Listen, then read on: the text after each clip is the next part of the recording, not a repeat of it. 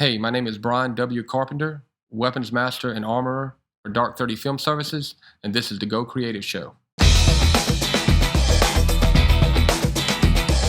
Hello and welcome to the Go Creative Show, a podcast for filmmakers. My name is Ben Consoli, and today we speak with Bryan W Carpenter. He's an armorer and weapons master for Dark 30 Film Services. Bryan, welcome to the show. Hey, thank you for having me, Ben. I really appreciate it. So I really want to use today as an opportunity to talk about safety on set.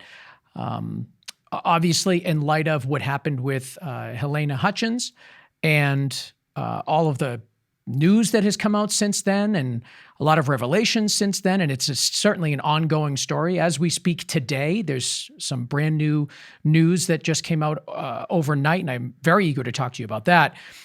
But I think what I want to do today is certainly talk about that incident, but broaden it out and talk about how do we avoid this in the future, what could have been done, what should have been done, and so much more. And we'll certainly get to all of that. But before we do, I just want to very quickly mention the sponsor for today's episode is MZ, Empowering Filmmakers. And of course, remind you all to follow us on your favorite podcast app, as well as Twitter, Instagram, Facebook, and YouTube.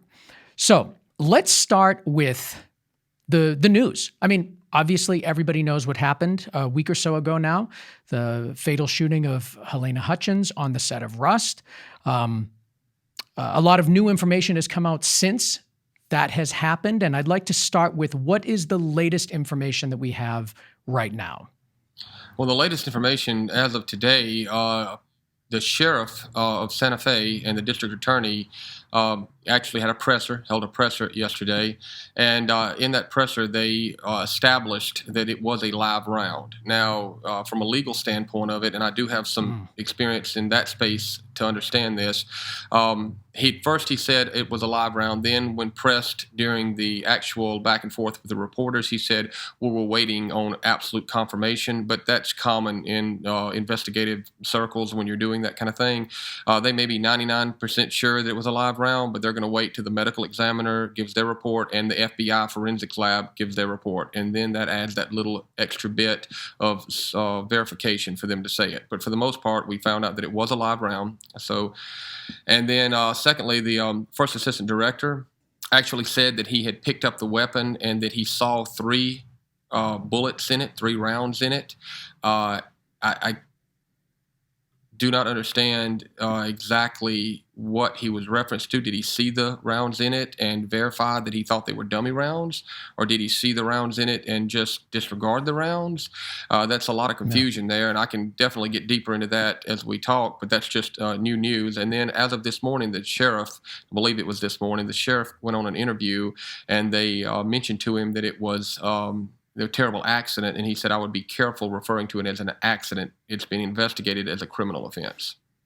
Wow. So those new pieces of news are pretty concerning and honestly kind of scary. I mean, to even consider this not an accident is really outrageous. But even just for the sake of argument, considering that it is and was an accident, there certainly must have been safeguards that were disregarded. Like there must be, processes in place that prevent this from happening. And I want to get to all of that. And the reason why you are on this show is because you are an expert in this field as an armorer. And I think that's a role that a lot of people listening to the show, myself included, I've never had an experience working with an armorer. I don't necessarily even know what it is that you do and are responsible for. So let's start there. What is an armorer and what is it that you do?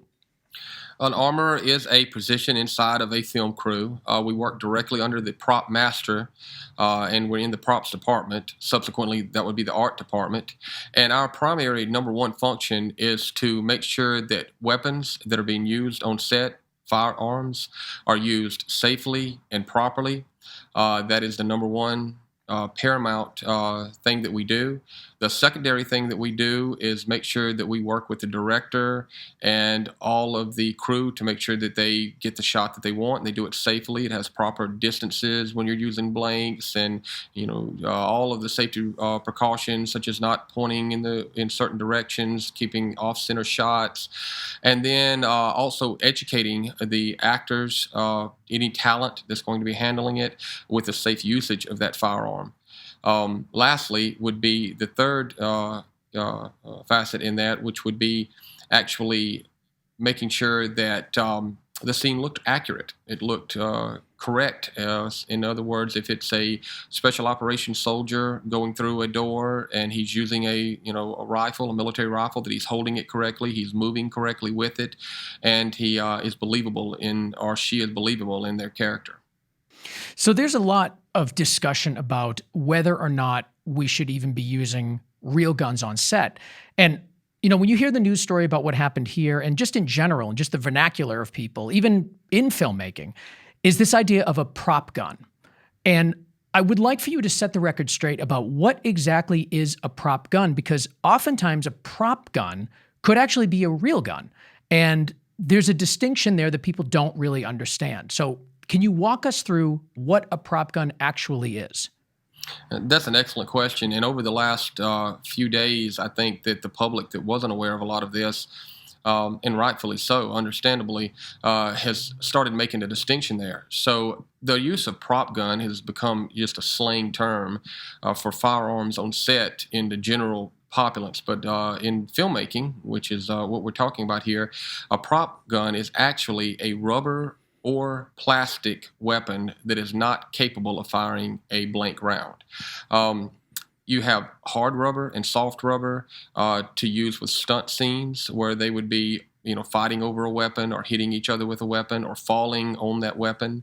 You have plastic guns that from a distance look believable, and there are for scenes where you're throwing it across the ground or it's being mishandled in a rough way that would destroy the real thing. And then also both plastic props and or rubber props would be used in a rehearsal generally. When they're rehearsing, there's no need on a normal average day to bring that out. Now, there's some times where the actor says, I want to feel the weight of this, or I want to see what we're dealing with here. But that would be larger, more complex things. If it's just an average rehearsal of a scene, well, hey, let's give you a prop gun, and let's not even worry about bringing the real thing out. If there's anything actually being shot out of it, the flash, the smoke, all that stuff, if that is real and practical and not visual effects, that is actually not a prop gun. That's a real gun shooting blanks. Am I understanding that correctly? You're exactly correct. That is precisely correct. Now, there are versions of air guns and gas guns, and to get into technicality of it, airsoft, but all of that is not a real gun. That all would fall under some version of a prop gun. So if it fires blanks and it has fire coming out of the end of it, gunpowder coming out of the end of it, it is a real gun. Now, modern guns may require some type of modification to make them function properly, but the old stuff, like that would be used on a Western, it require no modification because they're mechanically operated weapons. So that is the distinction between a prop and a real one. And in fact, slang on a movie set is a really. So when you're out there, you're doing a scene, maybe it's DB kind of stuff, and you don't need to see the gun up close. You've got some plastic prop guns out there, but then they'll say, okay, we're going to be closer now. We're going to move camera in. Now we're going to have to switch out for a really, and really designates a real gun, which is a non-prop. So in this particular situation that happened on the set of Rust, where was the mistake? Was the mistake that they thought it was a prop gun and it was a real gun, or was the intention always to be a real gun? What was it supposed to be? I can't, especially with all the information coming out and all of the multiple levels, it seems, of safety, that was violated or, not attended to on the set. I don't even know where to begin there from what we're hearing. But I can tell you how it should have been done. I can tell you how it should have been done. Tell us what happened first. Well, what happened was somehow a live round, which is a real bullet. Now, the difference between that is blank round has a casing that has gunpowder in it, but no projectile. In other words, nothing that would go out of the barrel and leave and go downrange. Only for visual, only for sound, only for visual fire, et cetera, et cetera. A real round has gunpowder and a projectile. And that is what you would use in the real world, of course, in any kind of application that you would be doing there. So apparently a real round, live round, made it out to set, which is absolutely, under no circumstances, should never, ever occur. So that's what happened. And then it made its way into the gun, which made its way to the set, which then made its way into the hands of the AD, and then to Alec Baldwin, who cocked it, drew it, cocked it, and fired it directly at Halyna Hutchins, killing her. It's just amazing that that could even happen. Like, what could the possible scenario be that you need real live ammunition on set? There is none.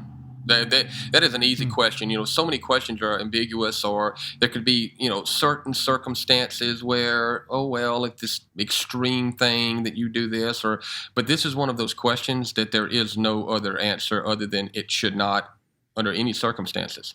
No matter what movie you've ever seen, and I've had people ask me this, it's like, oh, well, they shot that car up, or they blew that glass out, or they put a hole in this wall. That's all special effects. That's all practically done or visually done. Never does a live round ever enter the atmosphere of a movie set. So yesterday during the press conference with Ada Mendoza, the Santa Fe County Sheriff, he had mentioned that out of the 600 items of evidence, it included 3 firearms, approximately 500 rounds of ammunition, and several pieces of clothes and accessories. That sentence there, approximately 500 rounds of ammunition, are they referring to blanks, or are they referring to actual live rounds as we've been referring to them today? More than likely that 500 rounds of blank ammunition for a show, a Western, an average Western like that, sounds correct. You would order in about that many blanks. I believe he also said in that they also found additional suspected live rounds in with that 500 rounds, which is, again, even more disturbing to hear.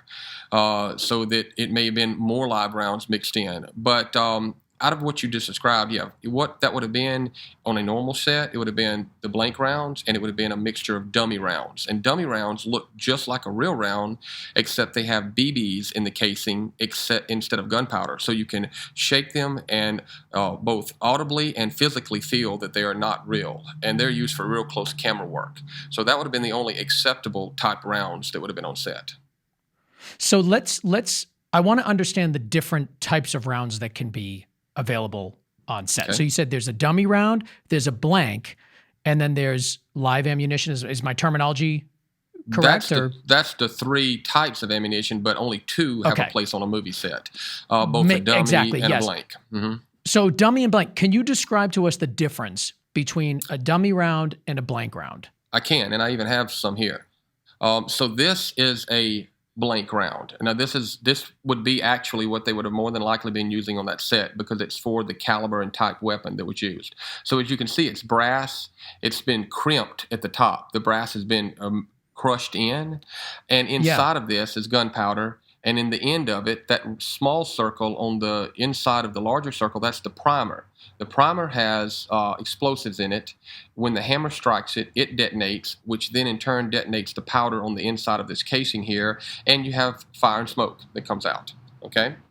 This is a dummy round. A dummy round looks identical to a real round. See this right here? That's the projectile. That's what would go down range if it were a real bullet. This simulates the real thing, because if you want to look straight down a revolver cylinder and you need to see that there's rounds in there, or if they want to see them loading, or even in a gun belt of an old Western gun belt, they might want to see the dummy rounds, because that's how they would have them loaded. Now this is specially built, specially modified, so that it's impossible for a dummy round to go off. Though it has a projectile and though it has a casing, the primer has been struck and or removed in the end of it, so it has no explosives in it. All the gunpowder has been removed from the casing, and if you shake it, which you may not be able to hear this, but if you shake it, you can hear BBs inside shaking around, and you can feel, which is even more important, you can feel the BBs inside.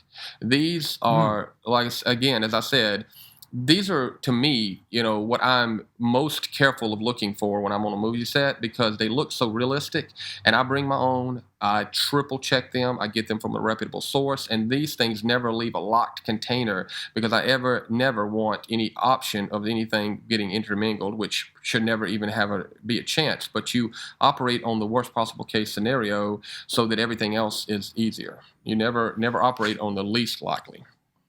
So the dummy round, there's nothing in there that would eject out. Nothing that would detonate and create a power that would push the projectile out. It's inert. Okay, so when you have a dummy round and then you pull the trigger, nothing really happens. Nothing right? at all. Nothing at all. Okay. It's just so really, it's not necessarily for the shooting of the gun. It's more for the visual aesthetic of having a bullet in view. That's right. Of the camera. Imagine the movie Tombstone. Let's just use that, Yeah. right? Okay, you got Wyatt Earp out there. He's got his gun belt on. And in that gun belt is usually 24 leather loops all the way around the gun belt, right? Yep.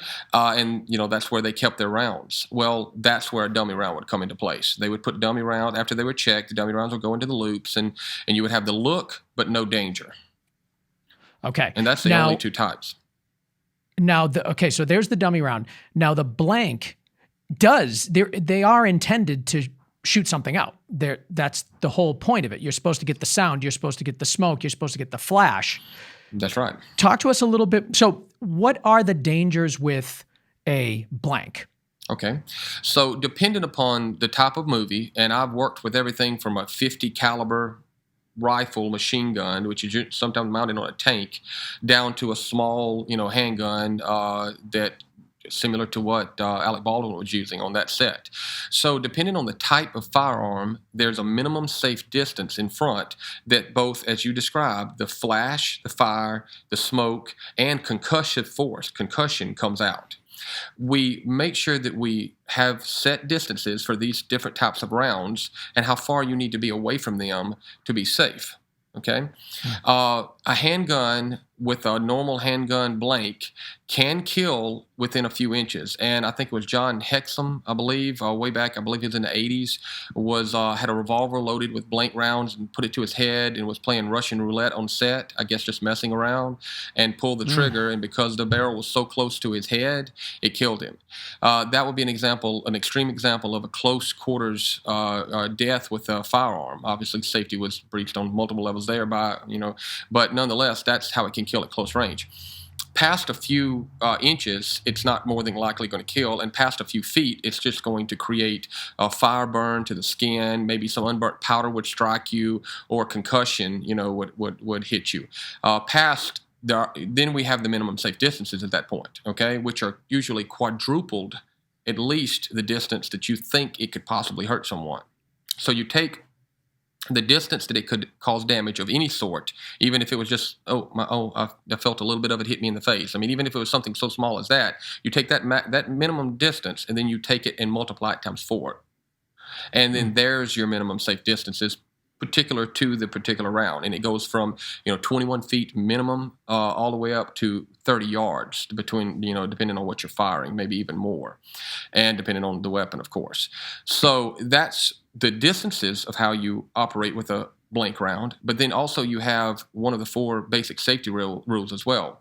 No matter what a movie looks like, you never point the weapon directly at another performer or at crew or cast or the camera unless it's locked off and remote operated. So that's part of instruction and education to the person handling the weapon so that they know that they're not supposed to do that either.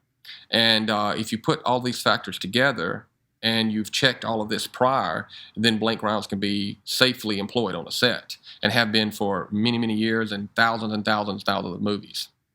Yeah, that makes sense. Now, in this particular circumstance, I've been hearing that, and there's so much he said, she said right now going on with this story. But what I was hearing is that this incident happened during a rehearsal. So the camera was not rolling. They were doing a rehearsal, and the environment that they're in was that kind of church, and they had a couple of shots of them inside of that, inside of that set church that they made. It doesn't look like, I didn't go there and measure it, but just the size of the space itself doesn't necessarily seem like it's even big enough to maintain those safe distances like you're talking about and still have enough room behind the camera for the crew and everybody like that. So it seems like the logistics of that space weren't conducive to the proper way of discharging blanks already. Is that the impression that you're getting as well? Well, it can be done a lot of different ways, and these, as your show is, we're talking about filmmaking here, right?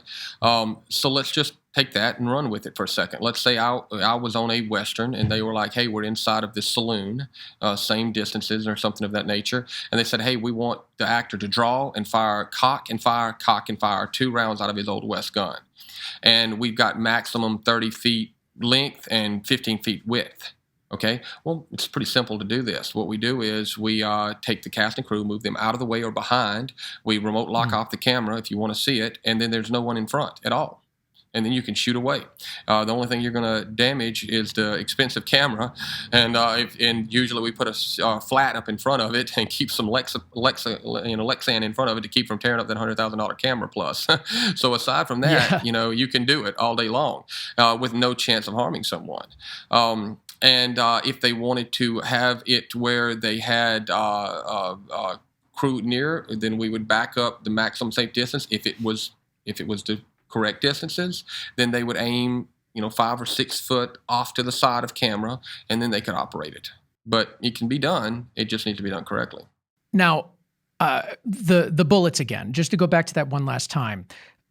It seems as though if truly was a live round in this gun on the set of Rust, then a mistake was made. A live round got blended in with blanks or dummy rounds.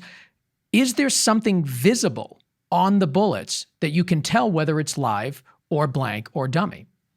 But blank and live, yes, you will quickly and easily see that it does have no projectile, or it has a projectile. Dummy and live, no. That's the whole point. It looks a lot alike, and that's the whole point of having a dummy round. But that's when you have to follow your safety procedures, and you have to be very, very careful with those kind of things. Let's take a quick break and talk about MZ empowering filmmakers. Now, MZ is the sponsor of this episode, and we love MZ for a bunch of reasons. One of which is that it is really the place to get the best filmmaking education. When you go to MZ, you are faced with hundreds of hours of high-quality video-based filmmaking education and all of the subjects that we need to know. Directing, cinematography, post-production, visual storytelling, and more. And you can access it all at gocreativeshow.com/MZ. Now, these really are high quality because they're produced and made by people that are in the industry and that know what they're doing, working at an A-list level. And I'm talking about educators like Vincent Laforet and Shane Hurlbut and Philip Bloom and Tom Cross, who was the editor of La La Land and Whiplash and No Time to Die. So we're talking about educators at the top of their game teaching you their skills. Now, what else could you ask for? This is exactly what we all need.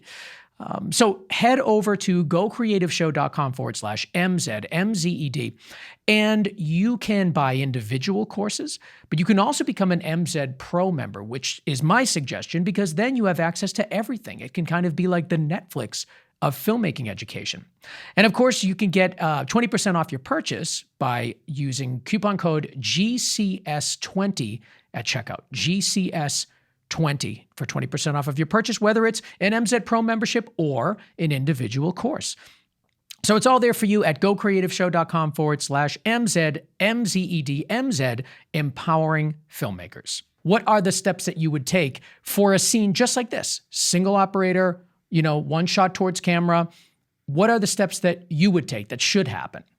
Well, then let's talk. That's excellent. And let's talk about this. I was called up a couple weeks ago to Chicago, Illinois, to work on a new sci-fi series that just started off.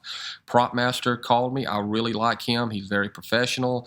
I work with people that I know are safe, and he is one of those people. He called me up there. They had a particular scene that they wanted to film, and I said, sure. I went up to Chicago. We went outside of Chicago into a city, and we filmed this scene. The scene required the actress to run through the woods. She was going to stop at some point in time and fire at a guy that she was chasing, right? That's the scene. That's where I get the script. It gets sent to me on an email or whatnot. I go over the script. I say, okay, this is, we can do this. This is how we're going to do this. And I prepare myself. Now, in this particular circumstance, I did not have to acquire the firearms from a reputable prop house myself. It was already in place when I got there. So a professional prop master who's cross-trained as an armorer orders the weapon that he wants to use and the director wants to see. They'll get a choice like, hey, this is a sci-fi show, so here's the options of really, futuristic-looking firearms, right? Yeah. They'll pick that one out. The prop master will call the prop house out in California is where almost all of them are. There's one in New York that's very reputable. They will ship that firearm to the prop master and or the armorer. Now, they've checked it. They've maintained it prior to that. Once it gets shipped, it lands, and it's collected by the armorer or the prop master. Now, here's something a lot of people don't know. These are regulated by the Alcohol, Tobacco, and Firearms. These weapons have a chain of custody. So when they get there, you have to make sure that you're in custody. I mean, you're in possession of these, and it's your responsibility at that point in time. I check the guns again. So that's another check. It came from a reputable props house. They were checking it. It gets shipped. It gets checked again immediately when it's removed from its boxing, which it's shipped in large, lockable, very heavy-duty metal boxes, and et cetera, et cetera. And they're shipped a certain way, too. After they get checked and we know that they're safe and clear of any, obstructions in the barrels and any rounds that could be damaging, and we're looking for blanks. I mean, the idea of a live round isn't even on the table because that's just so foreign to the whole idea, but we're still checking for blanks. We put these inside of a safe, a lockable container, something that someone can't get in, that's very secure, that's actually also regulated, and they remain there until time for it to be put out and implemented on set. The morning before or the day before, they're prepped. The guns are looked at again. They're prepped for the day's work, so you're not going to be rushed. Any blank rounds that are going to be needed are sequestered into a bag. Any dummy rounds going to be needed, sequestered into a bag, and the firearms are separate. You go there the next day, they're locked back up again. And I'm not being facetious here. This is exactly how it's done. I mean, it may seem like, you're going through a lot. This is educational, I think, to understand how many levels of safety and protocol were broken here. Exactly. Then you come back the next morning, you pull them out. Another check is performed at that point in time. Then they're loaded up onto your cart. Now, your cart may be a bag if it's a small day and it's only one firearm firing. Or it may be a rolling cart, or it may be a lockable cart if it's a lot of firearms out there. Whatever you may have available to you from the props department or you brought remotely, you at that point in time constantly watch those firearms and are in possession of them from the time they roll off that truck to the time they're used and the time they go back in. If you have to step away to the bathroom or any number of things, you either have a responsible party from the props department that also is trained in this to watch those things and never let them get out of their sight. No one touches them until you get back. Or you lock them up. If it's going to be an extended, tour away from the firearms, you lock them down. If it's going to be, lunch, then they're taken off the set and put back in the safe. Now, that's getting it out to set, okay? I'm curious about how does it get into the hands of the talent? Because one of the things that we've been hearing when people talk about this situation that happened on Rust is that it seemed like this particular weapon sort of changed multiple hands. You have the props master, you have the armorer, and then it eventually gets to the AD, and then it just seems like it's bouncing all over the place. And for something for something that was in a safe, the night before, and taken that seriously, and we assume it was in a safe. Exactly. But how does it then get into the hands of the talent? Okay, so it's on the set at this point in time, right? And you're there with it. You know what's going to be filmed. You know what to be expected, okay? Let's skip past the rehearsal. In the rehearsal, you hand out a prop weapon, something that's not real because there's no reason to do that. The rubber or the plastic, like you mentioned before.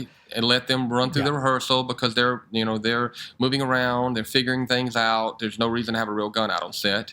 You let them work out their scene. I try a soft-handed approach. I let them do everything they're going to do creatively. When they get finally through and it's landed on their decision, then I put my 2 cents in. Is it safe? It's not safe. Yeah. If it's not safe, we're going to adjust. And if it's safe, we can move forward. At that point in time, you stand by until they're ready to film. And it isn't, let's hand it off and you walk around with it and, just hang out until they're ready to film. If it's more than a few seconds or 10, 20 seconds they go by, I take it back and we just start all over again. But when they speed sound and say we're about to start rolling, I walk out to the set, and right before we go out there, it has to be a double verification process at this point, which means some other person of authority on the set has to verify what I'm verifying. I'm saying this weapon has no obstruction in the barrel. It's not loaded right now. I'm about to load it with these dummy rounds. We're going to check those too. Or I'm about to load it with these blank rounds. Sometimes it's the director, the stunt coordinator, the first AD, the DP, the key grip, and all the talent. Sometimes all of them want to see it.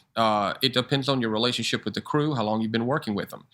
Sometimes only one for speed. Usually when you start off, everybody's wanting to look at it and check it. Then when they get used to you and feel that you're safe, then it's just the AD, the first AD. Yeah. But at the very least, two people have to say, yes, this is a safe weapon. I've cleared it. I see there's nothing in the barrel and nothing here, and we can move forward. At that point in time, you stand by, they get ready to roll, you load it with the blanks, you hand it off to the actor, and you've already, hopefully, if it's done right, had a moment to talk to this actor and make sure that they understand safe handling procedures and not to point the weapon directly at anyone or anything they're not willing to harm. And then you sit there and you watch it like a hawk for the rest of the time, making sure it's being done the way that it should be done. And that's the proper protocol. Now, how often do you actually get to do that? Not to say that you don't, but do you ever get pushback in this process? Is there ever this feeling like you don't have enough time to do what you need to do correctly? I mean, production is always trying to find efficiencies everywhere. You know, if you can shave a half an hour off of something, there's potentially another shot you can bang out. So there's always a play with time. Time is really valuable on set. And do you always, or do you ever feel like the amount of time you need is not being given to you to do things like this the way you want to? So obviously, and it's one of the reasons I'm glad you have me on the show, you understand filmmaking, and everything is about time and down to the seconds. You know, when they say inviting and there's like 30 seconds till they're on set, I mean, it's down to the seconds, and a lot of people don't understand that outside of our community, and they're like, I don't get it. But yeah, it's all about time. So that's a two-sided question and answer right there. The one side of it is you're always being rushed. And no matter how rushed I am, those safety procedures that I just said, they're going to happen. They're going to happen whether I'm being rushed or whether I'm not being rushed. And and it has happened before, they'll get angry or, be calling on the radio every 5 seconds. Where's the gun? Where's the gun? Where's the gun? That's okay. You can just continue to do so because I'm going to take the time to follow those safety protocol. Where I'm always rushed and where I don't get the proper time to do is instruct and educate the talent, at least on the minimum safety requirements. I usually wind up having only, a minute or two, if I'm lucky, before we actually do this thing, or maybe a couple minutes as they're going between hair and makeup and trailer. And, I've always pushed for and been an advocate of, and it's not too much to ask, that any talent that handles weapons on set, live weapons, should go through a minimum safety training class. We're talking 4 hours from a professional instructor teaching proper safe handling of a weapon and what they're dealing with. So some of the actors don't even understand that it's a real gun. They think that it's, like we just talked about, that it's a prop, and they handle it like a prop. No one's ever instructed them. No one's ever told them what to do. Today, in fact, something made me feel very good. I had an actor text me this morning, one that I'd worked with on a long TV show. And he texted me and he said, man, I saw you on a show. He said, so glad you were out there with us. And then he called me and I talked to him and he said, his name was Mario. And he said, man, I was listening to you talk about the education of the actors and how you talked about the dummy rounds. And he goes, that's exactly what you said to me. You took the time to pull me aside. You showed me what the dummy rounds were. You showed me where the safe. And he said, thank you for keeping me safe on that set and all of us. And I said, man, that makes me feel so good, and that's the way it should be, but that's not all the way it is. It surprises me so much to hear that something that's so important and so risky may not get the amount of time that it deserves by way of preparation on set, because I've never worked with an armor. I've never done anything with weapons on set, but I've worked with animals a lot and I've worked with kids a lot. And there is an extraordinary amount of time put into teaching crew and cast how to work with the animals or how to work with the kids on set. And just thinking about something that, working with an animal is not really dangerous, especially dogs and cats. What's going to happen? They're trained animals. But still, so much time is spent preparing for that moment. And to think that that amount of time is not given to something like a weapon on set is just crazy to me. It's crazy. It's crazy, and I agree with it, but it is actually very accurate. And, it's just no other way to spin it. You think about this for just a moment. If the studios said, you know what, we're going to make sure that we take time. It's just mandatory. Anybody working on a movie where they're going to be handling these weapons, actually putting their hands on them, have to go through this 4-hour safety class once a year. Once you do it, or biannually. Once you do it one time, you've got your certificate for it, and when you go to work on a show, then you've actually went through this process, so they know, hey, at the least, the 4 basic rules of safety are going to be followed here. And those 4 basic safety rules have been in place in the real world space, which I came from, for many, many years for a reason. And they mitigate an accident if it's going to occur. And imagine what I'm about to say. All of the multitude of safety violations that appears to have occurred in order to allow a round to get onto set. No question. Whether it rises to the level of gross negligence and criminal negligence, that's for the investigative body to decide, and they've got a lot of work ahead of them to do so. Having said that, if that weapon had been in the hands of Alec Baldwin and he had been following those 4 safety rules and pointing that gun off of somebody, never letting that muzzle cover anybody, even though he was handed off a live gun and told that it was not a live gun, and I have no doubt that he didn't believe that. I do not in any way think that he intentionally pointed that gun to harm somebody. But even at that, he would have known, I shouldn't point this gun at somebody. And he would have been pointing it off to the side when he pulled that trigger, and the bullet would have struck the wall or the floor or something else, and not Halyna Hutchins. And that's just proper education. It could be very well that he never was educated in that. No one ever took the time to teach him. No one ever educated him on safety, and he truly believed it was a prop. He was like, hey, this is a prop. It's not a real gun. Can't do any major harm. We don't know any of these things for sure, but you can see a scenario in which, just for time, you're just not able to do it. Now, there is some talk of this armorist having trouble in the past, complaints from other cast members. Do you know anything about that? I'm always uncomfortable just throwing stuff out there and placing blame, and certainly in a case like this. But do you know for sure of any issues around the armorist that was on the set of Rust? I do not know her personally or professionally. I do know her father through the firearms armorer world and the film world. He is a professional armorer and has been one for many years. As far as she's concerned, I have no experience with her. Or no professional knowledge of what she does. But that beckons the point that that I would like to make here. And it's a good point this is a good time to say it. The other thing that I've been pushing for, aside from minimum safety training for the actors on set, would be a national certification for armorers that does not exist. There are pockets around the country. It's amazing to me that doesn't exist. I agree 100%. There are pockets around the country that require certification for armorers, but nothing national, and certainly nothing in the South down here. So, the only way that armorers are vetted out at the echelon of working professionally is word of mouth. You worked on other shows. Prop masters know you, studios know you. You obviously are able to do it safely and have done it safely, and that's basically how it works. But now, lots of smaller shows or shows that may not have the resources to call, like tier 1 shows that can't pick up the phone and call, a connection of theirs over at Marvel Studios or Disney, who were one of the few studios that actually asked me for certifications before I got a job with them. And I was so happy to send them some training certifications over. I was like, finally, someone is asking for the right questions here. And I couldn't get to a scanner quick enough, to send those over. But aside from that, maybe they don't have those resources. Now they're calling just Tom, Dick, and Harry and saying, hey, do you know anybody who's an armorer? We need one on the set. We found out that we're going to be using firearms and we need somebody. So now it's like, hey, if an armorer or somebody who claims to be an armorer can convince a line producer or a producer that they can save them some money and come out there and do the job, well, then they'll get the job, especially on the lower budget shows. But now if there was a national certification for armorers, then their question could be, hey, do you have your armor certification, your studio armor, your union armor certification? And then if it said, what's that? Well, you better not, it would be advisable not to probably hire them. And again, this is not too much to ask. It's a simple thing that to go through, and one that should have been done a long time ago, in my opinion. Yeah, I agree. Now we have to talk about we have to bring up the conversation of, do we actually ever need real guns on set? Is visual effects at a point now where you don't need it?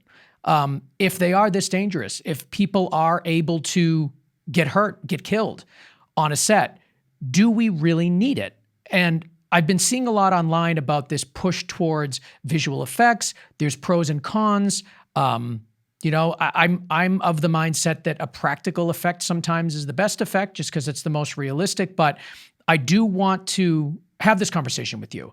Talk to us about that. Do you think that we can be in a world where there is no actual real guns on set shooting, blank shooting, anything? We can only use prop guns. Do you think that's possible? So that is an excellent question, and one that I've thought about myself and put a lot of effort into coming up with a very good answer. I've worked in the real world space since the early '90s and trained for over a decade, tactical agencies all over. I've used a weapon, a firearm, as a tool my entire career, both there and here, much like a carpenter uses a hammer. So the weapon itself is never good nor bad, safe or unsafe. It's the operator that's good or bad, safe or unsafe. So the knee-jerk reaction to a lot of people that are saying, "Oh, get rid of guns, get rid of guns, get rid of guns." The first thing I would say is, firearms have a place in the world if they're being used properly. Unfortunately, we don't live in, I always say, rainbows and puppy toes. The world that we live in is harsh, and if bad guys are out there doing bad things, then the good guys better hope they've got the way to stop them, because if they don't, it's going to be a one-sided battle for sure. Now, having said that, we move over into the space of Hollywood, where your question is very relevant. Do we need them? My first reaction would be, thousands and thousands of movies have been made safely with firearms. No loss of life is acceptable, zero in that world. But over the past 30 years, unfortunately, 3 people have lost their life. It's been done safely for a long time, and it's been done safely with a high level of success. Conversely, stunts. Just a year before the COVID lockdown occurred and everything happened and the film industry shut down, for that period of time, my very best friend got seriously burnt on the set of a major TV series because of an accident that shouldn't have happened and safety protocols not being followed. His friend fell from 20-something feet, broke his neck, and killed himself or died. Oh, and then a lady died on a motorcycle accident going through a plate glass window and killed herself. That's 2 deaths and 1 major injury just from people that I'm directly linked to. So many people die or injured in stunts every year, and it's not reported. So if you look at it also from from a statistical side there, if you follow the protocol and you follow the safety rules, it's okay to use them. You break them, then that tool becomes dangerous. And it's not the tool, it's the person. Well, yeah, because I'm thinking if there's a way to eliminate vulnerability, regardless of statistically how dangerous something is, should we be trying to do that? And that's exactly where I was, what I was leading to, and what I've really, put some serious thought into. I'm not, would never say ever, and I'm being very serious about this. I'm not saying this just because I'm an armorer, just because I, am trying to, work on movie sets with firearms, because I can promise you I could transition to other things. And if there was safety and one person saved from harm because they weren't using guns, then there would never be a hesitation of me to say that's fine. Okay. But unfortunately, visual effects is not to the point that it looks correct. You people refer to shows like Heat and the shootout between Pacino and De Niro in downtown LA, and how visceral and how real it felt, and it put you in the moment. And it was because they were doing all that practically. It was the effect of the sound bouncing off the buildings and the flash on the actors, and even the actors' reaction as they were firing those weapons, and all of those things made it real.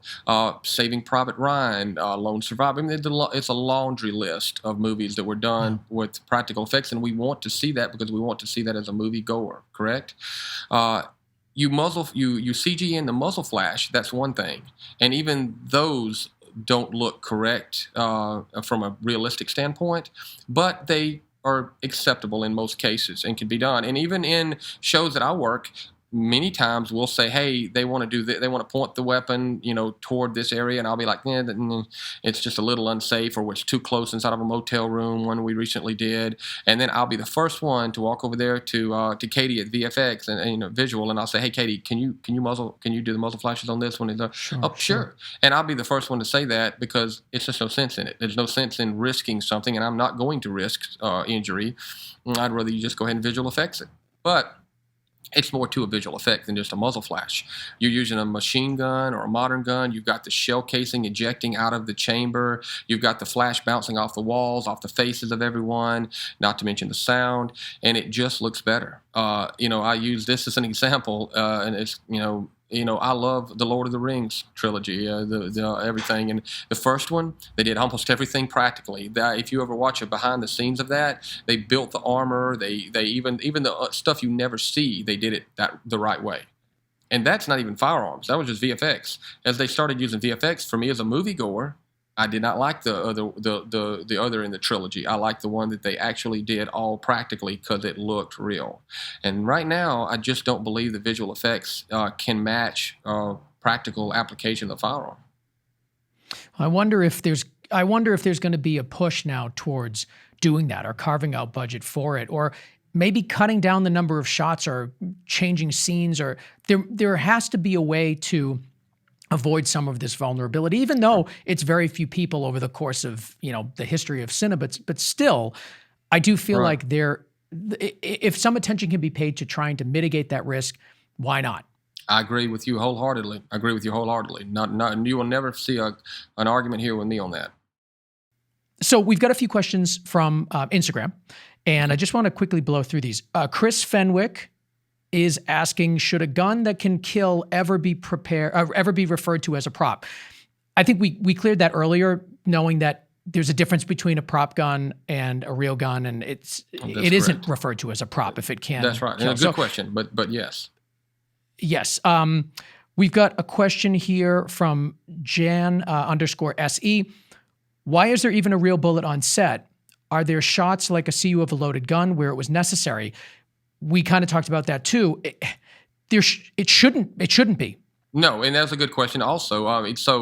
She covered two things there. She covered the shot, the actual, should there be a real round? No, under no circumstances. And what about when they're loading the weapon? Well, there's where the dummy rounds come into effect. The perfect example of using a proper dummy round, but never a live round. Stephen Foley on Instagram is asking more question about kind of our culture. How much is gun obsession in media part of the problem, or does such high gun prevalence actually indicate it fine when safety is paramount? I think the essence of the question here is just about culturally what guns mean to people around the world and the country. Do you think there's any correlation between the use of firearms in movies and culturally what it is? I mean, I know that's a broader topic, but I want to at least give an opportunity for our audience to have their questions answered. Of course. I think Americans are a gun culture. We're based off of gun culture. You just take this Western. That was the means of defending yourself on the frontier. I mean, if you went out there on the frontier and you didn't have a 6-gun or a lever action rifle, there's a lot of bad that could befall you, from everything from bandits to wild animals. So, obviously, our heritage of our country's development was built on that, even all the way back to the Revolution, So obviously we have a lot of gun culture in the United States. Different from a lot of countries out there. But at the same time, we do a lot of movies that are based off military shows and historical Westerns and things of that nature. And to depict that history, then firearms have to be in it. Yeah, I don't see how you can tell a Western story or a military story without it. I don't know. Right. And our last question here from Bryce Dearden on Instagram, I think is a great way to wrap up our conversation. What do we do what to do if we're on set?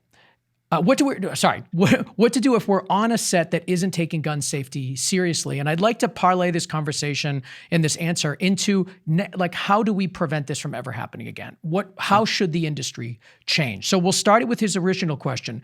What do you do if you're on set and you're not seeing that gun safety is being taken seriously? Okay. So, excellent question. And one that my friend Mario, the actor that called me this morning and spoke to me, and one that the actress that I worked with on the show in Chicago recently, she had not had a lot of experience with firearms, although she did a phenomenal job. I even told her, I said, "You're in the top 10% of firearm safety." Just in the brevity I was able to instruct you, I was very impressed with her. And the first AD, by the way, on that set was extremely experienced lady with just tons of safety under her belt and working with firearms. It was a pleasure to work on that set. But I took that dummy round, and in between takes, I told her, I said, "This is a dummy round. This is what it looks like, and this is what it sounds like. If you ever find yourself out on a set and you see a round and you check it or have it checked, or you tell somebody to check it, and it does not sound like this, then you need to put a halt to anything you're doing. And if they're not showing these things before you're about to go on camera, then you need to tell everybody, okay, let's stop. Let's do a proper safety check." And I educate and try to instruct that to anyone that is going to be in the space of being responsible. Their life is responsible by another human being. In other words, the responsibility of their safety is that of another human being. Because at the end of the day, and to your was it Bryce? To Bryce's question, or to Bryce's question, if you're working on a movie set, at the end of the day, your safety is first and foremost your concern. And if you have other people that are being paid to make sure you're safe, and you don't think they're doing it correctly, then it's your responsibility to speak up, even if it's difficult, even if it's uncomfortable. And if you use the word safety on a movie set that's being filmed correctly with the right kind of people in place, they will pay attention. They will stop and say, "Whoa, safety's the word that gets attention." And I say to you, anytime you feel like you're being something's unsafe, or you see something being done unsafe, and it's notable to speak up and say something about, do so, and make sure that someone listens. So maybe go to your department head, or if you are the department head, maybe go to your producer. Correct. What do you think is the right chain of command? Chain of command, and since we're talking about the film industry, everything needs to be done properly. So I would go to the immediate supervisor. If, let's just say, you work in the props department, okay, and you see the armorer doing something unsafe. If you don't feel comfortable talking to the armorer for some reason, then you should go over to the props master and you should say, "Hey, I saw this, that, or the other. Just letting you be aware of it." And from whatever you feel at that point, if you feel like it's going to be paid attention to, then that should be the proper procedure. Then that prop master should bring the armorer aside and talk to them and see what's going on. If you don't get attention from that, then you should move it up to the office and go see a producer, talk to a producer. I wouldn't walk up to the director or the first AD on set while they were filming unless you needed to shut something down, unless it was that unsafe. If it was something that was safety violation that you felt was just made you feel uncomfortable, then go to a producer. But if it's something that makes you feel like someone's going to immediately be harmed or killed, then do what you have to do. I mean, if you need to go straight to the middle of the set and say, "Hey, everybody cut, someone's fixing to get hurt," then do that. And I don't think anyone will hold you at fault for that action. They shouldn't. I'm so glad we were able to have this conversation. I think it's really important. I think it's great for our audience. And if you guys have any additional questions for Bryan, please reach out to us. We will make the connection there. Bryan W Carpenter, if you guys want to Google his name, you got to put the W in there. It's apparently there's somebody else out there parading as you. Long story there, a long story there. But exactly. Yeah, thank you. So Google Bryan W Carpenter. And of course, you have a website too for your company. What is that? Where should people go? It's Dark 30 Film Services, and our company, provides services to film and training for any of those that are willing to get, good Tier 1 training, both in safety first and foremost, but even for believability for their character if they're an actor. I would like to say one more thing. The second part of that question was what could be done moving forward, and there are two things that can be done. Two things that I think should most certainly be done. And number one is a nationwide certification, like we spoke of, for armorers. Something that requires background, vetted process, and a piece of paper that has some backbone to it to let someone and anyone know this person can safely do the job that you're hiring them for. That's first. Number two is minimum safety training class for any talent and any talent or crew that will be handling a firearm on set. You implement those two things, and that's your safeguards to make sure that should an accident be about to happen, somebody will understand what they're dealing with and hopefully mitigate it and save a life. I'm so glad you came on, Bryan. Thank you so much for sharing your experiences. And guys, again, you can check him out. Google Bryan W Carpenter. Dark 30 Films is the name of his production company. We'll put a link to all of this in the show note, as well as a scholarship fund set up for Halyna Hutchins, or in her name, rather. AFI is doing it, and it's afi.com/Halyna Hutchins Scholarship Fund. And we'll put a link to that in the show note, too, if you guys want to donate some money to the scholarship fund. Bryan, thank you so much for joining us today. And I'd love to have you back when we'll talk about something more fun next time. Sure, something absolutely. Not so tragic, because I want to learn about just the work that you do. I know you're a producer as well. You have a production company. You do a bunch of work in this field, and I'm sure you have amazing stories to tell. So next time you're out there promoting your next film, please come back. We'd love to have you. Hey, I would love to do that, and thank you very much for having me. It's been a pleasure. All right, I want to thank Bryan W Carpenter, armorer and weapons master for Dark 30 Film Services, for coming on the show today and talking to us about this very, very important topic. So thank you. And I also want to thank Connor Crosby, who produces the show. You can find him at ignitionvisuals.com, as well as Dave Siegel at siegelsound.com, who mixes and masters and makes the show sound so good. Of course, follow us on your favorite podcast app. Search Go Creative Show, hit subscribe, and you'll never miss an episode. We also want you to follow us on Facebook, Instagram, Twitter, and YouTube. And on YouTube especially, go on there and click subscribe so you can hear and see us, which you know you want to do. All things Go Creative Show at gocreativeshow.com. And you can follow me on Instagram at Ben Consoli, BenConsoli.